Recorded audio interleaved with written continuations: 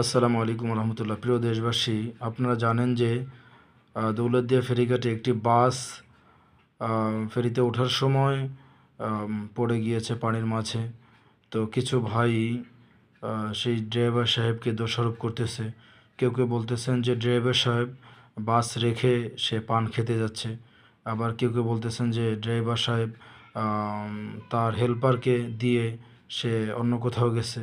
আসলে ভাই, না জেনে আসলে মন্তব্য করা উচিত না।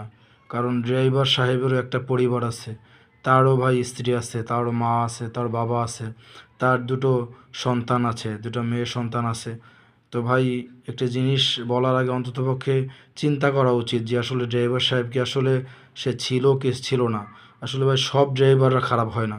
কিছু কিছু ড্রাইভার আছে যে তারা অন্যায় করে, তবে সবাই না। অনেক ড্রাইভার আছে তারা নামাজি, দিনদার, তার ফ্যামিলিটাও দিনদার। তো ভাই, আমরা কোনো কিছু করার আগে অন্ততপক্ষে দোষ দেওয়ার আগে তার পুরা বিষয়টা ক্লিয়ার করে জেনে তারপরে আমরা বলবো। সকলের কাছে আমার উদাত্ত আহ্বান, যে ভাই, এরকম ভিডিও আপনারা কেউ করবেন না। তাহলে তার ফ্যামিলিগুলো দেখতে পাচ্ছে যে তাদেরকে সারা দেশবাসী, যারা ভিডিও বানায় বিশেষ করে, অনেকেই তাদেরকে দোষ দিচ্ছে যে তার কারণে আসলে এরকমটা হয়েছে। না ভাই, তার কারণে না, আসলে তকদিরে ছিল এটা।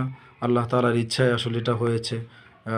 সকল যারা বাসের ভিতরে ছিল, যারা দুনিয়া থেকে চলে গেছে, আল্লাহ তাআলা তাদেরকে মাফ করে দিক এবং তাদের পরিবার পরিজন সবরে জামিল ধৈর্য ধারণ করা তৌফিক দান করুন। আমিন।